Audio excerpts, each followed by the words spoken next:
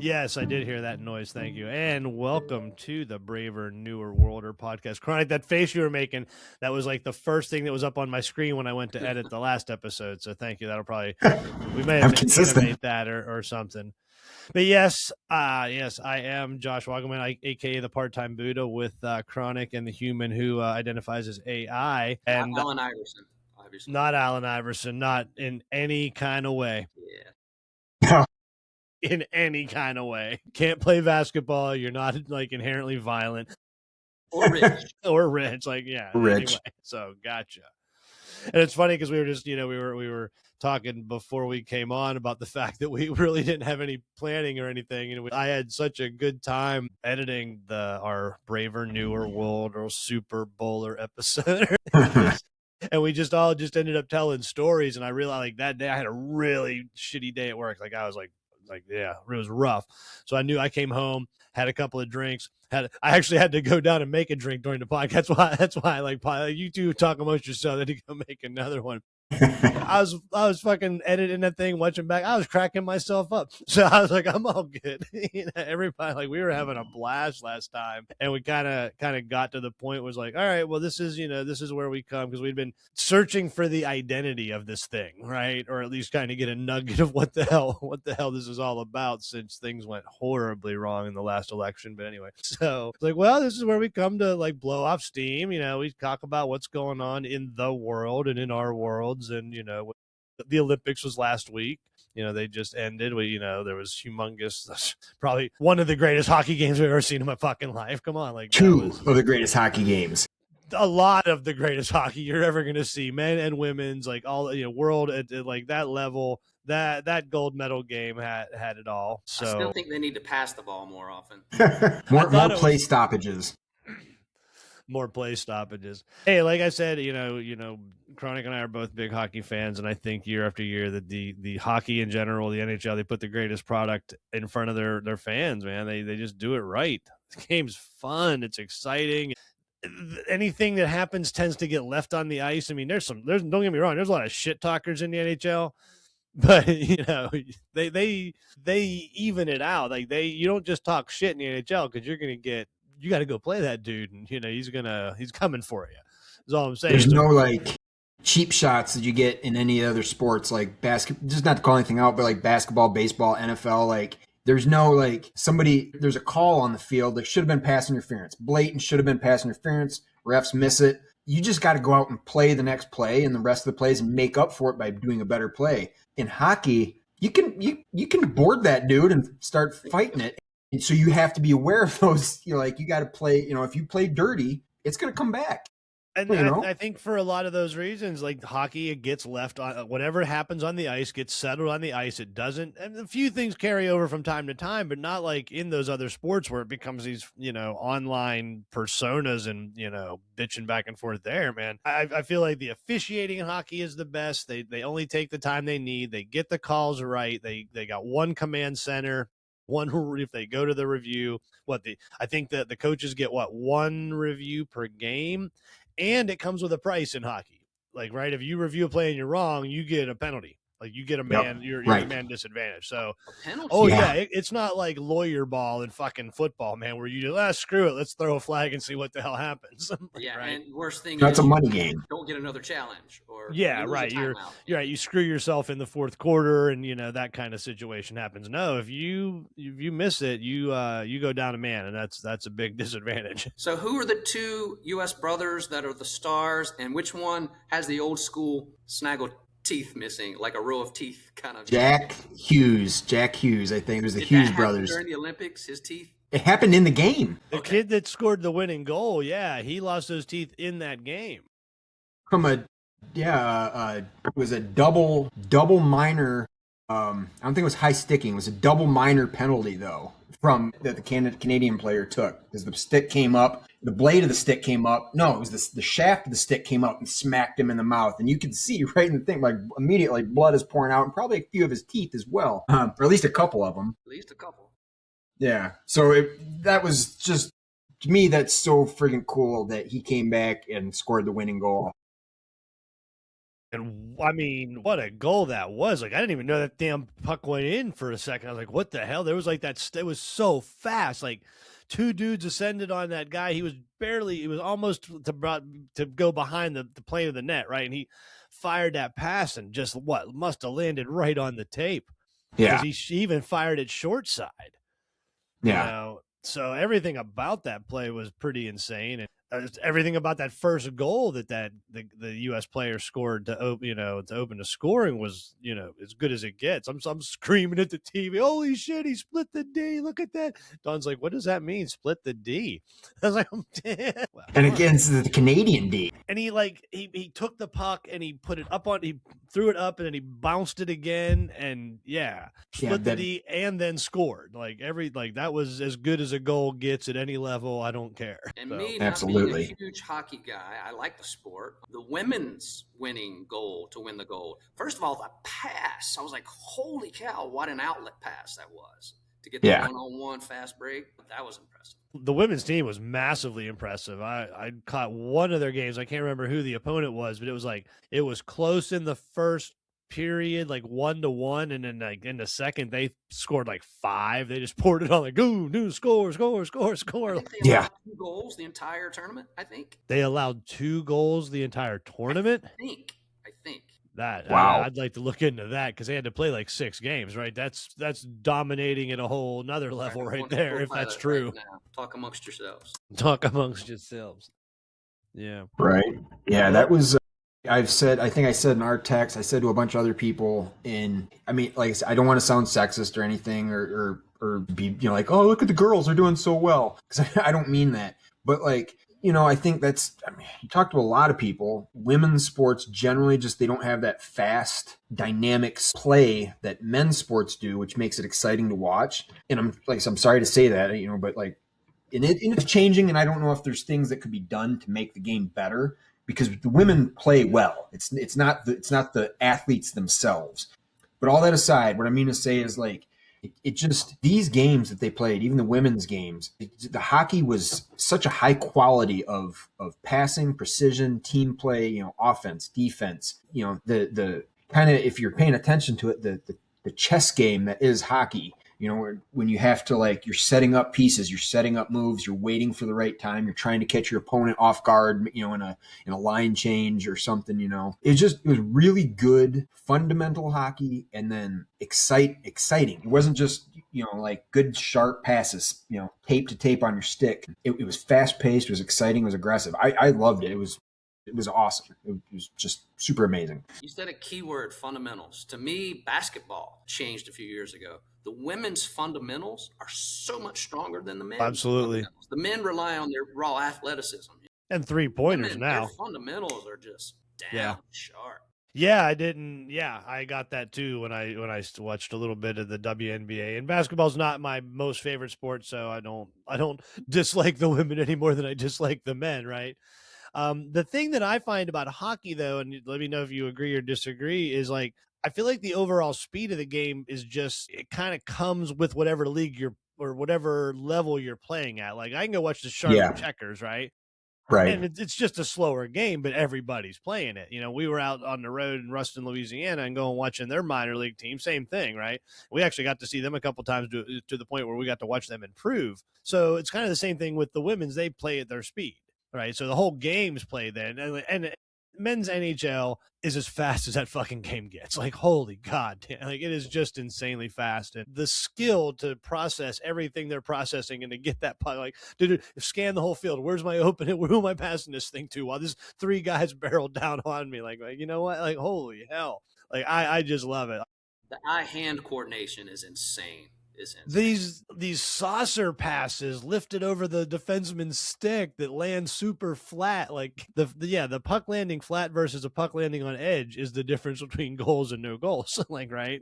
I mean, yeah, I'm just a massive fanboy about the NHL, I guess. So, and hockey in general, it's my favorite.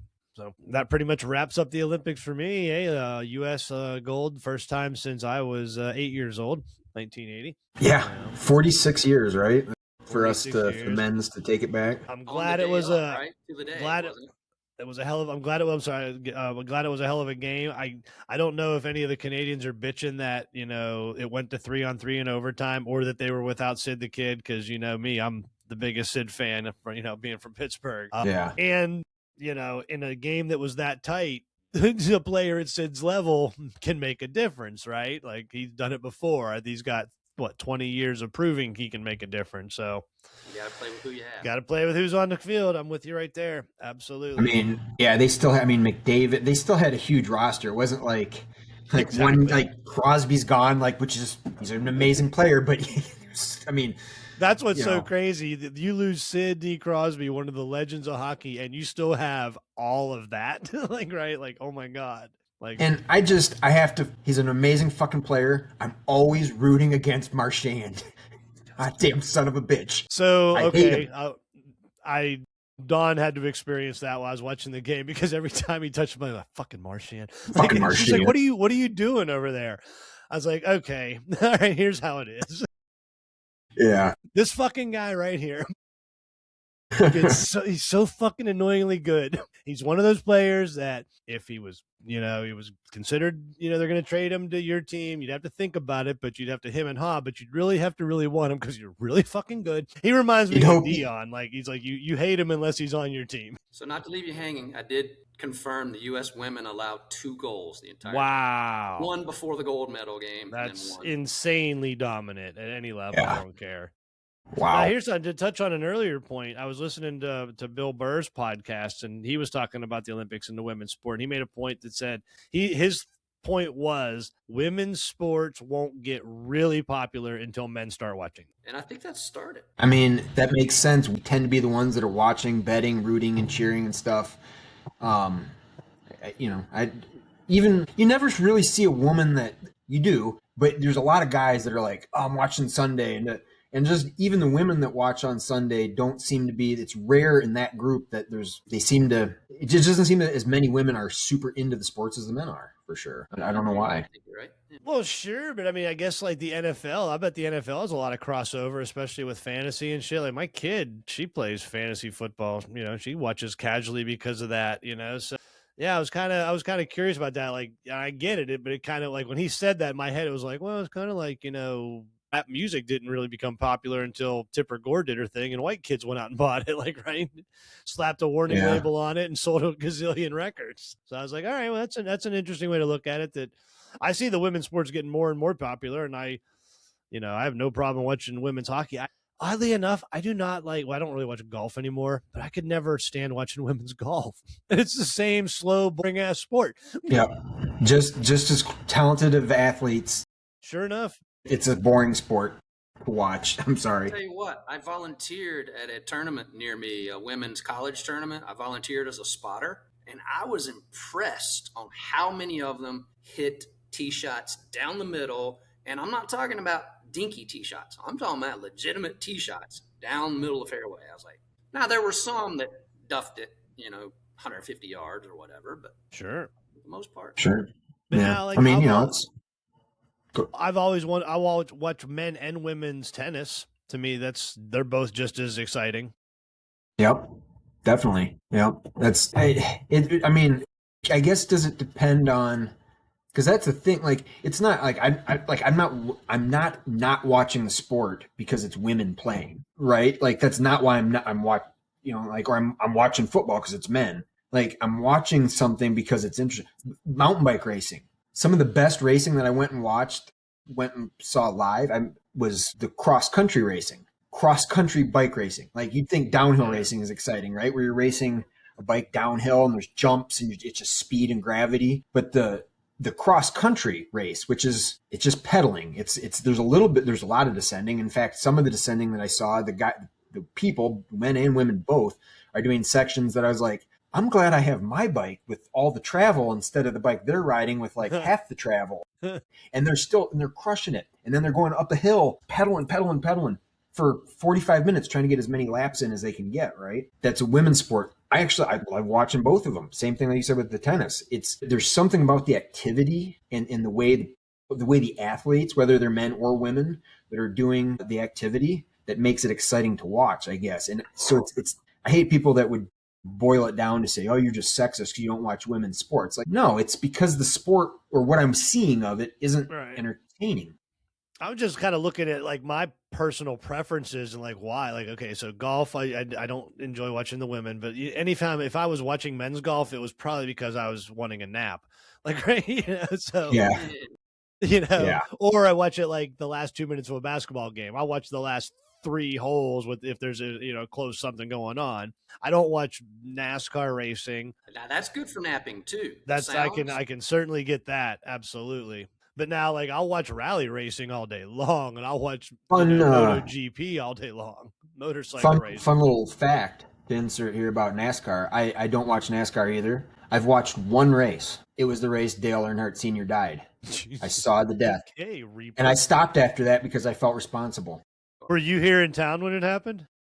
No, I wasn't. I was actually in Michigan. And friends of mine, Norman being one of them, but some of his buddies, they were all NASCAR watchers. And I was like, yeah, I'll sit down and watch with you. And it's like, oh, it wasn't that bad of a crash. And then he died. It was just sad. Yeah, like they had terrible. fans had 77 like jammed up like the day it happened. Really? So, yeah, it was wild around here when it Wow. happened. Holy cow. Yeah, well, AI, you'd mentioned you had a little 5-minute segment you wanted to dive into. But Seems if you don't like mind me reading to you, this is something I saw on Facebook. If I start snoring, just kick me. So I don't know about you guys, but I'm frequently labeled as having TDS, Trump Derangement Syndrome.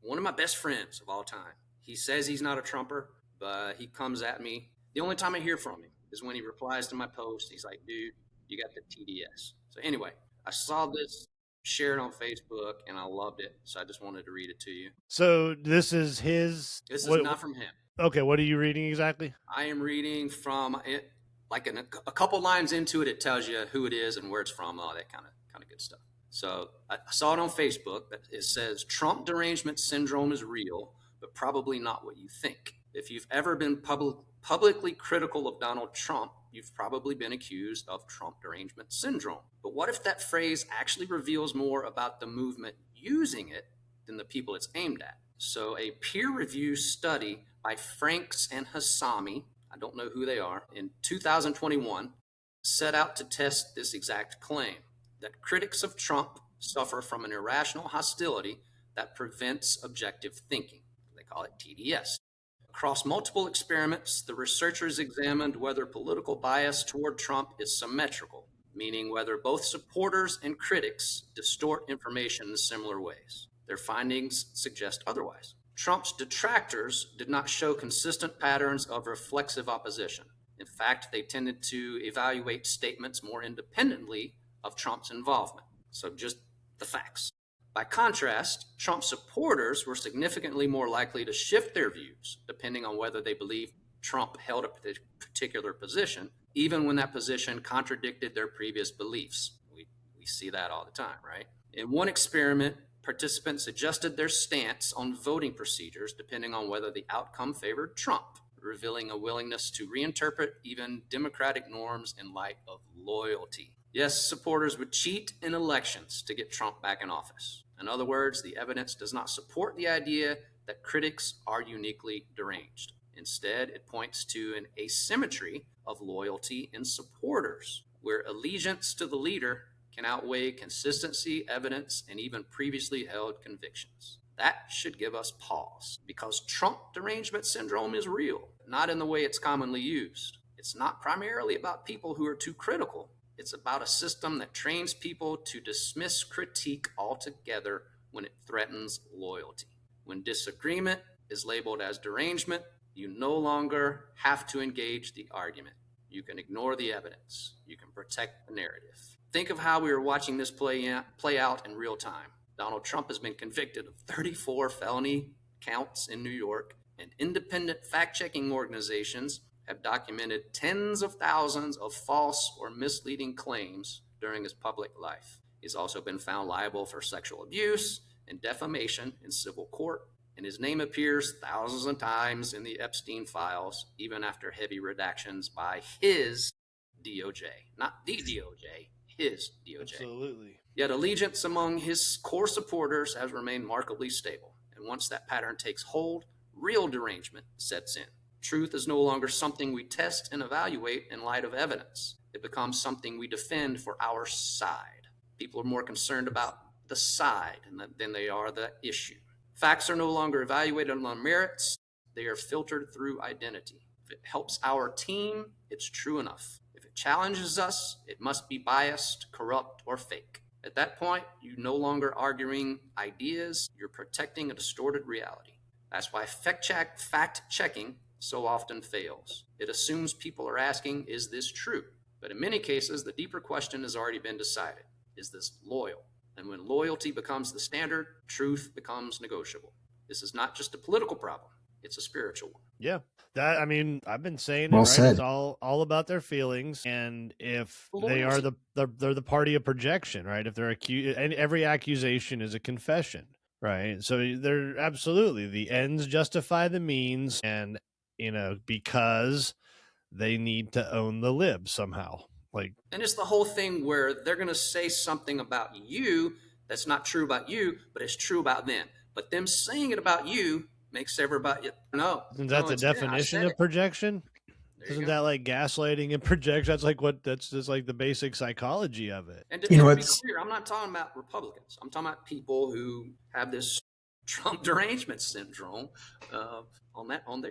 I just had read I had just listened to a podcast, the President's Daily Briefing. It was a Saturday episode. They have two guests, and they spend a little bit more time with one, about a half hour with one. And I think the guy's name was Buck something or other. He was a CIA person, but he just had a book come out. So they were talking about the stuff to do with Iran and the U.S.'s involvement in that. And at the end, they did a little plug for this guy's book. And the funny thing is, it's like literally the exact opposite of what you're talking about. I think the title even is like how the left is brainwashing you into believing something or other, da da da da.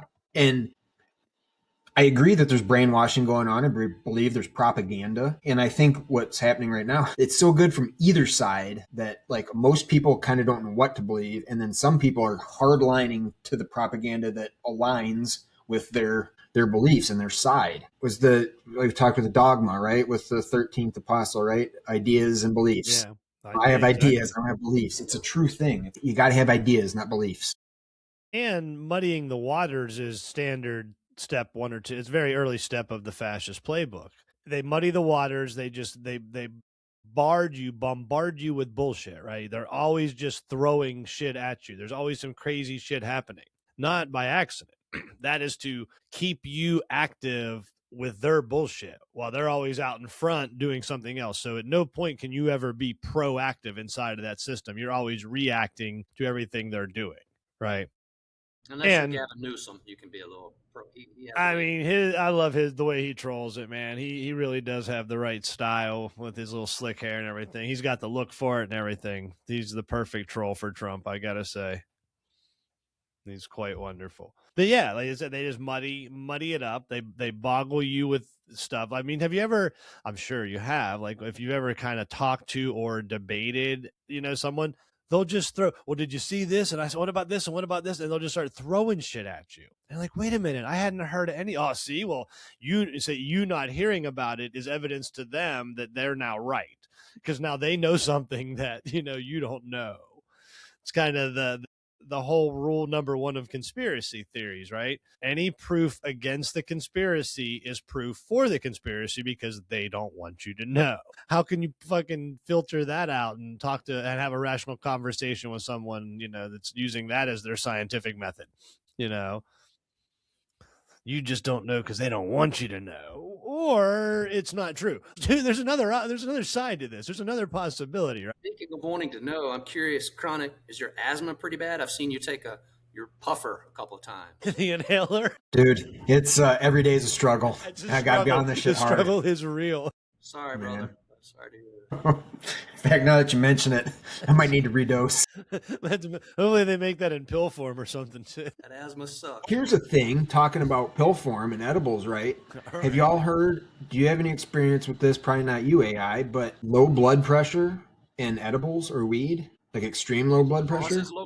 Causes? Well, that's supposed to be one of the, that's why it helps glaucoma. Glaucoma is actually high pressure in the eye. Weed lowers your blood pressure, and that's what helps with the glaucoma. Weed lowers your blood pressure.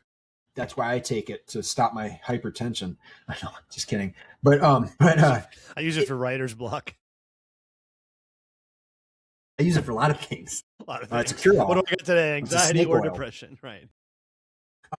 But so recently, a friend of mine had taken an edible, and that night, it was fine that night, it was high, whatever, that night. The next morning, got up, did a couple things, went to the bathroom, and his wife came in and found him laying on the floor, like woke him up. And he had no idea that he'd passed out, right? So me and him were talking. He's a coworker. Me and him were talking about it. He kind of mentioned that he'd had an edible. The only thing he could think of, he doesn't drink. He's in fairly good health, whatever, yada, yada. You know, there's all kinds of things, but it wasn't like a drug thing. He said, I took an edible the night before, was fine, got up the next morning, still felt kind of high, which, you know, sometimes that happens with edibles, right? And he just got lightheaded and passed out. Yeah, I think he kind of remembered getting lightheaded, but didn't remember the passing out, right? People can have some interesting side effects to edibles. This weekend, took an edible and went to the pinball museum up here. Same guy. The same guy you're talking about? No, me this time. Oh, okay. This guy. You did? Yeah, this guy.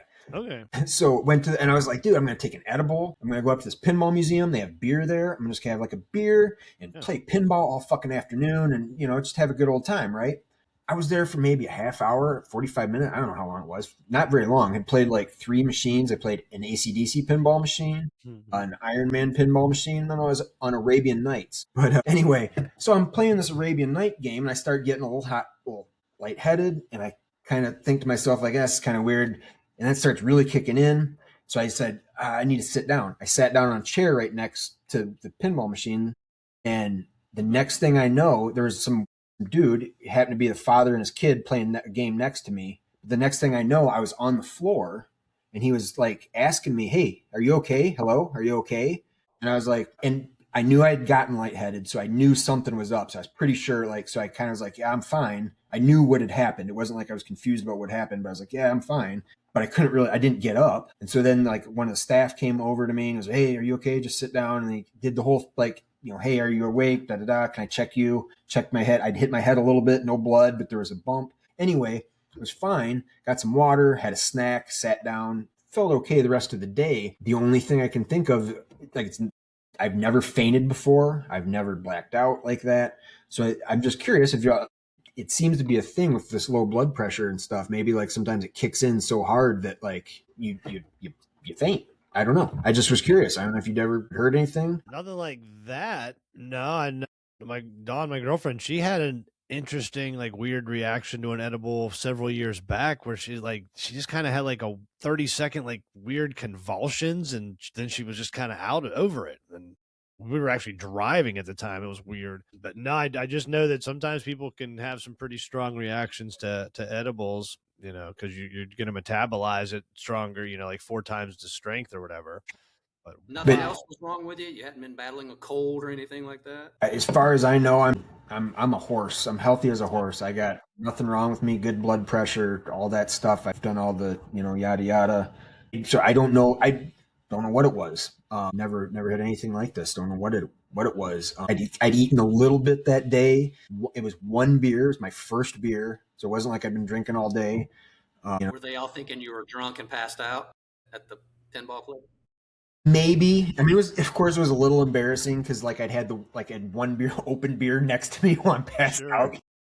Woo! What's he on in Asheville? That's the thing. Like, what's he on? Like, right? Yeah, right. Like checking. I was wearing a long, and I might even had a sweatshirt on. Maybe I couldn't have seen my arms to see if I, you know, was shooting up or any of that checking shit or whatever. Track marks and shit. Yeah, who knows? Which I'm not. We can see. I shoot it between my toes. Of course. I'm out of veins in my arms, man. Nothing good left. Anyway, fucking weird stuff. Well, maybe that was maybe that's the precursor to that. What do they call it? Squatting, like that shit. That what do we call it, like Reefer Madness 2.0 that they've been scaring people with, where they're screaming and vomiting and shit. Like people. Yeah, have you not seen any of this? Reactions. Mainly younger generation, right? See, I don't know, because from what I saw a couple of headlines and I'm like, what the fuck? I've never heard anybody talk about this in my life. Like, right? It's never come up as a topic of conversation that if you smoke too much weed, that you're going to be vomiting and screaming at the same time and in just massive amounts of pain. So of course it just sounded like Reefer Madness 2.0. I did a little browsing on it, and it, it's like if what I got out of a couple articles was like, yeah, if you smoke like a metric shit ton every day of your life for 50 years, you might have some problems. So if it's not that, and it is like the younger generation, then my curiosity or my intrigue would go to, well, is this real weed? Has this been sprayed with that kratom shit? Is this one of these derivatives that nobody's regulating? And, what's going on with this shit? Because who knows? You can spray enough liquid THC onto a hemp plant that will fuck your shit up. like, and do Would a it lot not of be harm. ironic? Would it not, maybe ironic, it's terrible that would, but like that, because what I think the best way to defeat the cartel is to beat them at their own game. Sell your own population the drugs and grow them and raise them yourself instead of importing them from South America. Do it on American soil, sell it to your own people, keep that money inside the system, cut out the cartel, boom, they're over. They can't make any money. But like, wouldn't it be funny if like all the weed grown in the United States was what was fucking everybody up, when for like years, when all the stuff that we were importing from Mexico and whatever was like, that we're like, it's terrible and you're supporting terrorism, was like, yeah, but Yeah, we were surviving and it was okay because it was only like 14% THC. it's So we were actually like, weed. Like, that American weed has meth in it. Like, right? I was going to say, you're no yeah, longer getting the blue sky. Right. Yeah. Yeah. No right. Exactly. Fucking, what's his name? Heisenberg's making my fucking drugs now. Like, right. Yeah, So no, thank you. That's the one thing I will say. I don't know if with like, nature had it right. God had it right, whatever. Like, it was a plant, it grew up out of the ground. You fucking harvested it. We tweaked it, and I love the tweaks we made, but essentially yeah, it for is the what it most was. part, like you said, you guys know I spent a couple of years on the road, building some places, dealing pretty closely with a lot of commercial cannabis. And at a certain point, I was like, are we really doing a good thing here? You guys are taking this shit a little too far. Maybe back it down. Like, it's pretty good. You don't have to just. They were genetically modifying it so that the fucking plants would go straight up and this and that. Like, I think I think we're probably in like a real boom phase for marijuana, right? Because think about it, we haven't even been allowed to study it at like a scientific medical level forever, right? Any research or any federally granted weed up until probably not too long ago, I don't have a specific date, was grown at the University of Mississippi, and it was ragweed. Like, by all accounts, it was just the absolute dirt. So the minute this stuff became legal, I kind of like that all the nerds are like, oh, let's see what happens. And so I feel like it's going to calm down. So I guess I don't really have a That's problem with I don't have a problem with it either. I love it. It's fucking amazing. it. Yeah, as long as I they do just keep it like weed, like don't start spraying it with some weird shit or anything just to see what happens. As long as we keep it weed and everybody's happy, that's fine. the first time it came around for legalization in Ohio, my dad voted no against it. And the second time it came around for legalization, he voted yes. And the first time he said no was because he read the bill, or he read about it. And essentially it was giving the growing powers, or the production, to like Philip Morris, the tobacco companies and stuff. And he's like, no, I don't want that to be in their control. I want it to be in a different, and which is which is kind of what, like, and that's what I miss, is like, like back in the day when you're like, oh, it's October, it's fucking homegrown season, right? And because you knew that dude who was growing weed in his backyard and was harvesting that shit, and it was a special occasion to get that fresh, drippy, sticky bud just oozing with flavor. In because all the rest of the year you're smoking that ditchweed stuff from either BC or fucking Mexico. So this was a really special time, and I like that I can get it all year now. But unfortunately, I would like to still get it from a mom and pop business as opposed to a gigantic warehouse. I'll give You you know, that. I was like, when it becomes legal here, if it comes, here in North Carolina, for me, cultivation, just to play with it and grow my own and see what I can do would be a great thing. And our buddy Grant, he loves to tell a good story, and there is certainly that romantic period of being a young kid trying to go find weed and winding in some fucking stranger's trailer and, you know, having to smoke it to prove you're not a cop and, you know, all those bullshit, you know, like I said, romantic youth stories. And then I'm like, yeah, but have you ever been in a real fucking pharmacy in Michigan and they have everything you could possibly want and you feel like you're in fucking Willy Wonka's chocolate factory right now? Because that's way cooler. Way Well, you're cooler. welcome. Because when I lived in Michigan, I voted yes to legalize. And they, you know, when I was up there a couple of years ago working, like I thought they were saturated and they were still saying they weren't. And, you know, there's people that are, you know, shit, you can get fucking ounce of premium shake in, you know, pharmacy up in Michigan for probably $50. Like they're, yeah, they just raised at the first of the year. They just raised the prices 20. They put an additional 25% tax. Well, so they didn't raise the prices; they raised the taxes. Yeah, yep, so. Yeah, yep. And I don't think it's slowing down. Does that go to like education and that kind of stuff? Tax money? I don't know what it goes to, but it goes to something. The state uses it and uses it well. Yeah, I've seen a lot of taxes on a lot of receipts from a lot of dispensaries around the country and a lot of it's like local stuff too. Like, and people are fine with it, you know, because it's sin tax, sure, absolutely. But a lot of it is community improvement at the local level too. So, you know, there's that. There's a lot of taxes on it. But, you know, you're paying, I guess, like we talked about, you're paying to avoid that romantic trailer park experience. Like people who want to try weed and don't consider themselves criminals or potheads or anything like that, and they don't even want to be associated with that, paying more almost proves your point. Like you're paying out of your sin tax, if you will. You're like paying your way out of your sin. Do you know the term gateway drug? Certainly, why marijuana is called sugar. Yes, true. It's called sugar. True. Say that again? He said, "Do I know the term gateway drug?" I said, "Yeah, I think it's called sugar." Yeah, but they always tell you marijuana is a gateway drug, sure. Right? Well, it's not. It's not because marijuana itself is like its experience is a gateway to other drugs. What they mean by it's a gateway drug is because previously you had to go to illegal places through illegal means to get it, which greatly increased the chances that you're going to run into other illicit substances and have the opportunity to buy them and have their opportunity for their purchase to be pressed upon you, right? Okay. And so, like I said, you go to the store, only thing they're selling you is weed. That's the only thing you're going to buy. Well, yeah. You know, back in the day, I mean, there were a few people that I bought that only sold weed. I know that they were selling other things too, sometimes because I bought it. But but I was never pressured into it. Okay, it was my own decision, my own free will. But the point being, like, I wasn't going to go in and buy Coke from the pharmacy that's selling weed, you know, because they don't have it. So that's what they actually meant by a gateway drug.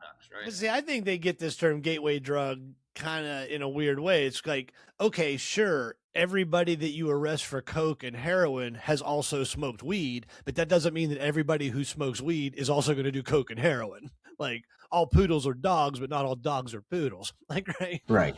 You know, and for my money, you can keep all that other stuff. I don't touch any of it. I've never been into the pills or the opioids or any kind of stuff like that. So, and I'm a guy who probably smoked maybe 20 times in his life, and 2 tokes off a joint was one too many, and I never had any interest in anything. And half of those were at my wedding with my dad. Did I ever get you to tell that story? Because was it not as exciting as I made it up in my head? I don't think it was. Yeah, you just got shit faced that night and went to bed. I just got shit faced, and the biggest, you can edit this out if you want, but the most exciting part for me was fucking FBI. Fuck you, FBI. I'm like, FBI. Which one was that? My dad or Crazy George? Your dad. Both. Well, both, okay. But your dad. Was it Beavis or Butthead? I'm like, seriously, FBI? Fuckers. Yeah, they're always tailing me. So I was like, that was my dad was saying that? I think so. Okay. Wow. All right. Well, anyway, he forgive me if I'm wrong. No, it could have been. I mean, I don't believe it's true that the FBI was tailing him. And it might not have been the FBI, but it was some sort of legal. I'm trying to remember. I think it was after my wedding that he got arrested. Yes. He had not been arrested. He had not been arrested, and his arrest was pretty shitty. Like he worked at a DAV bar as a bartender, and like somebody he hadn't seen in like years from high school, like bought a little bit of weed off of him that night and got busted and ratted. That was totally it. And they wanted him to rat out, but like I mean, his buddies were pagan bikers, man. He's like, nope, I'll go sit inside for a year. Y'all can go fuck yourself. But like he had like that easy time shit where he was like getting out in the morning and he was going to his job, which was like he drove like a bread truck and shit. Yeah, so he was like and checked back in by 5. So it was like, yeah, it was either that or, you know, probably rat out some pagan bikers, which was never going to happen. Like, fuck, I got raised around those people when I was with them. My God, they were the best. But so, yeah, I totally made up that you had a whole adventure that night of my wedding when you said you wound up drinking with. Okay. But I feel like you passed out and then they went and had an adventure. Maybe. I mean, we had an adventure, and that was when my best friend was with me, and she thought we were more than best friends. Ended up taking my credit card number and running up charges in her first name and my last name. I was like, oh, fuck no. Yeah, how about that? That was the end of that friendship. Yeah. Now, were you at the church for the ceremony? For your wedding? Yeah. Okay. So do you remember Dean, my dad, like crying? No. Okay, because I was, you know, I had my back to the audience at that point, and I just hear this like sobbing, and I'm like, oh my God, my mom, like, that's not really, I mean, she cries. I'm like, and it was him. He's just fucking Wait a minute. How are you going to not tell the difference between your dad's laugh and your mom's laugh? No, he was crying. But I mean, but that's what I'm saying. It sounded like it was like all like sobby, and it was all sobby and high pitched, and you know, his high pitched. Okay, his gravelly ass fucking butthead voice, man. Like, goodness, that was funny. That's it. And then now you remember we got married in that little tiny church, and we had all the windows open because Heather looked at 2 places, that place and a bigger place that was air conditioned, and they picked that one. And I don't know if you remember when her friend got up to do a reading, and there was a fire alarm in that town, and like all the vehicles came by, and her friend just kept on reading, but because we had no air conditioning, we had all the doors and windows open. So it was like 2 minutes, and she just kept plowing through the reading, man. So keep it going. I've got to tell this real quick story. My dad was at a wedding at a friend of my cousin's, so not related to us, but he's at this wedding, and the bride is walking down the aisle boo-hooing. And the more she boo-hooed, the more my dad cackled with laughter. So your dad's voice too. That's a weird bird call. He couldn't help it. He just could not help himself. He wasn't laughing at her. He was laughing at her hysteric. I understand sometimes you can't help it, man. I actually went to a school before the one we went to there, AI. When I was down at Embry-Riddle Aeronautical University, me and a bunch of my buddies pledged this fraternity. I was only there for like a semester or a year or something. Anyway, it's a little fuzzy back in the early 90s. With John, right?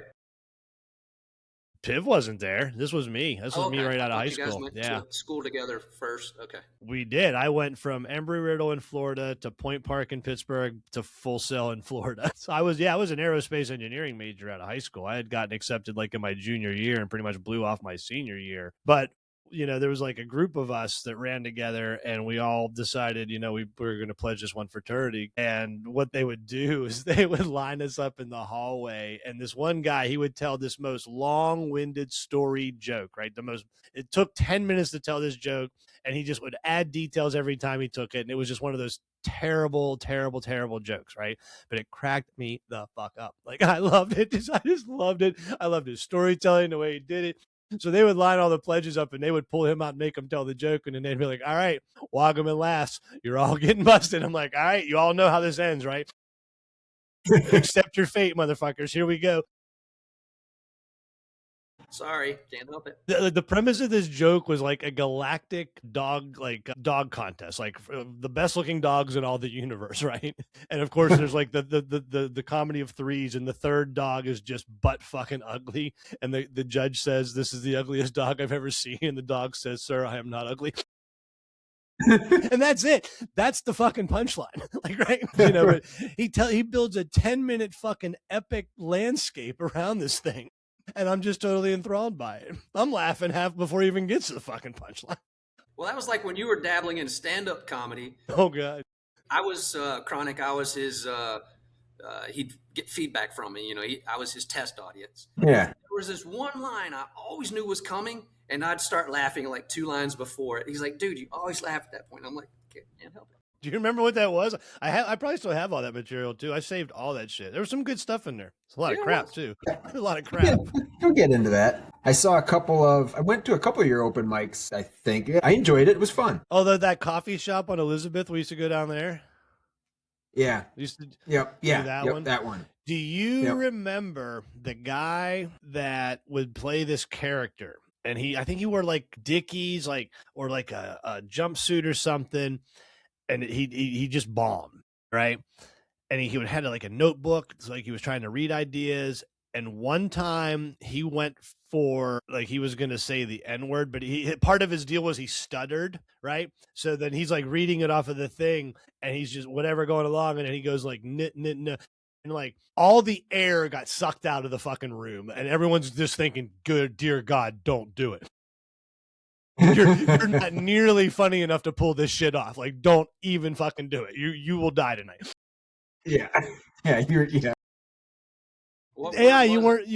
I feel like you would have been there on that time. AI, maybe. The Dickies guy with the notebook sounds familiar. And like glass, he was just real goofy, and he was bombing. Oh my God, that was. I remember him, but I was not there that night for that. Thank you. Yeah, thanks. Open mics are the best because you got 30 fucking jilted comedians who don't want to laugh at each other.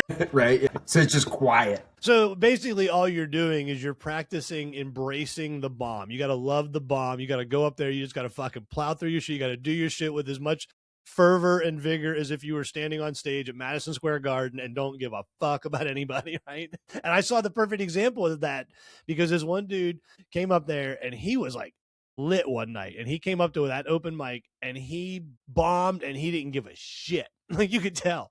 And then 2 weeks later, we go see Doug Stanhope, and he's the second opener. Shit. And he killed with the same material. That was what was crazy. Wow. Yep. Sometimes it's the context too of like the people. And no offense to like, because good comedians are good comedians and stuff, but sometimes like it's unfortunately the context of I don't mean to take away anything, but it's the context of where the show is happening. People are laughing. You're in your environment where you're supposed to be laughing. They want to laugh. They paid to laugh. They're gonna laugh. Like I said, as opposed to 30 jilted comedians or wannabes in a coffee shop at 8:00 on a Tuesday. Something to be said for the nightclubs that charge a 2 or 3 drink minimum. I mean that. Yeah, right. You got to put some skin in the game, Otherwise, I'm just going to go heckle at that point, right? Yeah. You're just there to work out some other material or something. But we've hit the wall. Yeah, we're getting there. Hey, we are 54 minutes into this thing, so we can. Speaking of which, are we? Time flies.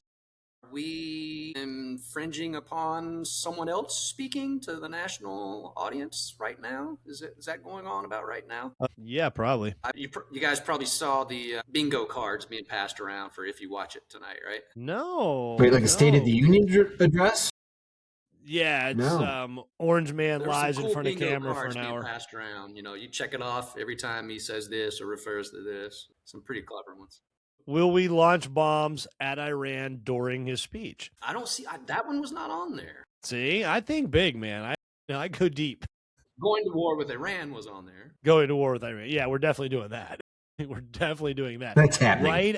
Right after his peace summit meeting, right? We're going to war with Iran right after the peace summit meeting, or whatever the hell he's calling that shit. Board of Peace. Board of Reese's Pieces. I just feel like that was a misspelling. They're BORED of peace. I saw a good They're totally bored of peace. He was asleep during the meeting. Yeah. That makes a lot of sense. They're absolutely bored of peace. So we're just going to start bombing people. Are we going to see any more of the Epstein files anytime soon? I've been reading some. Have y'all searched? Have you gone to the Department of Justice and searched the Epstein files? I have not. Rachel Hurley's been doing all of my heavy lifting. I mean, I've searched myself. I go there every once in a while and look up. I'll just randomly type a word and see what I get. I don't ever type a person's name or anything. I'll just type. Once I typed math, and it came up with what's that? Something Gupta. I think he was the guy on maybe Sanjay Gupta. He was in an email thread talking about math and getting students into math or something. I think. Triumph insult dogs in there. It's just interesting. I just was curious. Like, it's open to the public. There's 3 million pages of shit. Go in there, type something random, and see what you find. I guarantee you get a hit. That's what's crazy. It's kind of like a bingo card yourself. But you just see all the redacted pages too, all the blackouts. Yes. Yep. And so like I was just like a minor like little. Go ahead. Finish your. No, I was gonna say like, hold on a second. Maybe we'll do that. Like, are you looking to clarify what Josh was asking? Are you seeing the details that are otherwise blacked out, or are they blacked out on there as well? Can you? I don't know. Can you see my page that I'm looking at? I hit allow. I don't know if it was allowing. I'm gonna try this. Wait a second. Figured out how to get that shared yet, have we? I've been able to share mine, but I don't know if you guys have. But I was just gonna say, like, look, they've released like what 3% of the total documents. That's it. They've been heavily redacted, and his name has appeared 40. So even on the DOJ website, it's all black. A lot of it's blacked out, redacted. Yeah, I mean, otherwise we'd be hearing all the news because people would be all on there reading the shit. The rest of the world seems to be doing. Finland, UK. That's what I'm saying. Poland. Like, the rest of the world's starting to lock people up because of this. Yeah. Well, if there's going to be a trial, then there's going to be things coming out, right? That's how those things work. So the more other countries have trials, and things aren't in a bubble, right? So those people. Yeah. Feel free to leak anything you want, that may have been redacted and oopsied. But the bitch of it is like, because they're scumbags all the way around. They're not even like redacting responsibly, if you will, because all the victims' names are in there, but none of the dudes' names that did the shit. And when asked point blank about it, that fucking twat waffle Caroline Levitt like just totally stonewalled that shit, that reporter. She said it'd bring the whole system down, right? Bring it down. Well, it wasn't even that. She was basically saying, what do you like? How did she was basically refuting the assumption that there were if there were victims, there had to be perpetrators. She's like, I don't get what you mean. She's like, I was like, that woman is proof to me that religion is bullshit because she wears that fucking cross around her neck. And if that thing actually worked, it would burn a fucking scar right in the middle of her chest because she is flat out evil. Absolutely. Yeah, absolutely. But the stock market is the best it's ever been. The Dow's at 50,000. You know what? I don't give a shit about that fucking stock market. I give a shit about these fucking people being held accountable. That's what I give a shit about. What percent of the population do you think has money in the stock market or the Dow or an investment fund of any kind? I just heard you say 1%. Had you done research? I didn't say 1%. I was just asking. Like, retirement funds are one thing, but how many people? I mean, what percentage of the population? Ask AI. Let's ask AI. Yeah. Yeah, AI. Come on, AI. Give us something. Pull your weight around here. Percentage of the U.S.? Yeah, what percentage of the U.S. population has money in the stock market? And then, because even if it was like 100% of the population or whatever, 75% of the population. Pretty sure that's called communism. Yeah, there you go. 58%. 58% have money in the stock market? Directly or indirectly. I don't know what directly or indirectly. So indirectly means retirement funds, mutual funds, and things like that. I was trying to not get that number because that seems quality people the guys at Enron are running and managing for you. Okay, so at least half the population ish, 58% has stocks, bonds, mutual funds, some kind of thing. And I feel like a big portion of that is the retirement stuff more so than quote unquote playing the stock market for investment opportunities. But that'd be a fun kind of road to take that AI, questionnaire down and shit like that. Because why should I care about the stock market? Like, you guys only tout it when it's doing good. It's like kind of like the price of gas. I'm supposed to believe the president gets up every day and picks the price of gas, and that's supposed to make me either happy or sad. Yeah. I guess if you got money in it and you want it to go up, but conversely, if you have a lot of money and you want to short the market, you want it to go down. Well, exactly with what's been happening in the first, little while of, the apocalypse here is as volatile as it was, right? It was going up and down and up and down and up and down. Well, you can make money on both of those swings if you know what's coming. Especially if you have AI and have access to that AI. You can make a lot of money on that. I don't even think You're it's the computing AI. power. I think it's having the orange man tell you, hey, I'm going to go. He goes and tells his friends, well, we're going to make an announcement. Screw this industry, so yeah. Or we're going to do this, or we're going to, he says those bold things to those, small groups of his buddies, and they know how to invest their money. I'm getting a little scared that, they now, Ellison's now owning CBS, and, they now control the media, right? And all this. So the markets are just corrupt. The media is corrupt. And the fall of Rome took 250 years. Hopefully we can speed that up by a decade or two, or maybe a century. Get this shit over. I think we're fast tracking. That's how Americans do it. We fast track.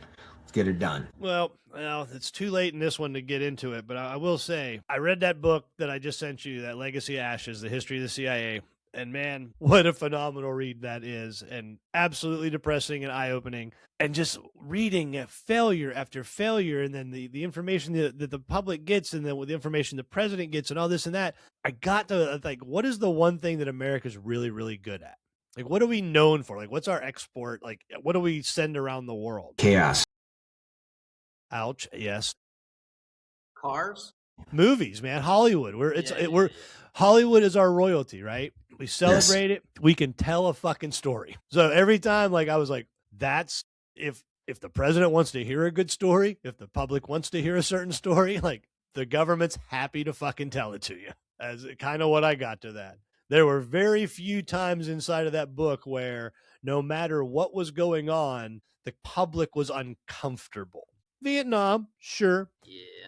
Desert Storm, yeah, but you have to get like what a catastrophic failure that was at so many levels. Like, right, and that's what it took for the public to be like, huh, it barely to barely raise an eyebrow, right? So as long as somebody can tell a story that people want to hear, and they tell it with the right structure and the right villains and the right heroes and the right conviction, right, that's important. Yeah, you can get an audience. Narrative, create that perceptual image of an enemy and an adversary. Keep milking it, keep building on it. People want to believe it. Yep. And then you can just change the story as need be. One day, Saddam Hussein is your buddy, and the next day, he's really not your buddy. Yeah. Yep. You're going to love that book, and you're going to hate me for sending it to you. It's sitting right there at the top of my queue. I'm getting it's ready. I'm ready for it. I'm trying. FYI, for my palate cleanser, I went for a Chuck Klosterman book on the okay. 90s. I love that man. He's a great style and a lot of cool writing. So I'm cleansing my palate on a little satire, I guess you will. Satire, good old satire, light satire, nothing too deep, but. Anyway, it is funny though, because he makes a point about the Nirvana that kind of I had made when they were coming up, because I was not into those guys out of the gate, man.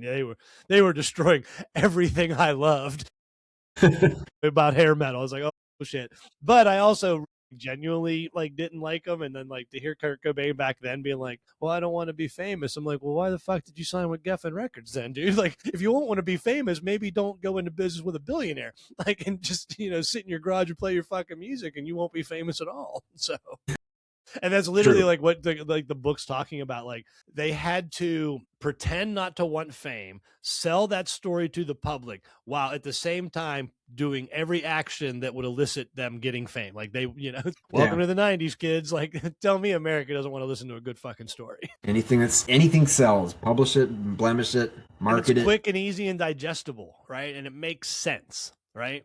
I mean, how many times you hear people quote some total bullshit, but they'll go like, well, it kind of makes sense. Like, no, why? It only makes sense if you think about it like a fucking idiot. If you twist your brain into that pretzel, it might make sense. So, all right, way too late for tangents. I can't right now. Yes. So since most of this is, we do the video and everything, and I don't know how many people actually see the video. It seems like most of the people are going to be doing the audio. And like I said, it's taken us about 6 episodes to kind of get to this point to where we're now looking to advertise and kind of put it out there in the world. Now's the part where I have to say, okay, if you're listening to this and you got to like and subscribe, and you got to do all this shit, right? You got to find the things, and you got to do that. And we'll try to make it easy on you by supplying some links. Yeah, just like chronic playlists on Spotify. I want to get those up. That's really cool. I mean, it's very impressive that you took the time to curate all those over the years. And speaking of which, I'm going to leave you guys after each pod with one song of the week. One that I think you may not be familiar with, and you may, but tonight's or this week's song, whatever, is The Soldier and the Oak by Elliot Park. Check it out. Right. It's really, really cool. So we'll have to put a link or something to that. I'll call it like a 70s folk meets like a lullaby kind of song, sort of. Okay. All right. Then I'll leave us with a joke for the evening. All right. All right. So which is heavier, a ton of feathers or a ton of bricks? I think I've heard this one before. Terrible. I don't know. Ton of feathers, because you have to deal with the weight of what you did to those fucking birds. And I might cut that out. I do love having the option. All right. You don't score, you know? You don't shoot your shot, you don't score. Right on. That's what Gretzky said. I got one you can cut out. All right, go for it. There's what do you call karate class for paraplegics? Martial arts. That's actually pretty damn good, dude. I was throwing some of the old school jokes to Dawn. What do you call a guy with no arms and no legs in the ocean? Bob. What do you call the same guy on the wall? Art. On the floor, Matt. Matt on the floor, Matt. When I was in high school, I had like a book, yo thick, that was like 1,001 truly tasteless jokes. Like I got my chops early. All right, well, we are wrapping up. I'm definitely going to have to edit this ending. Yeah. Until next time.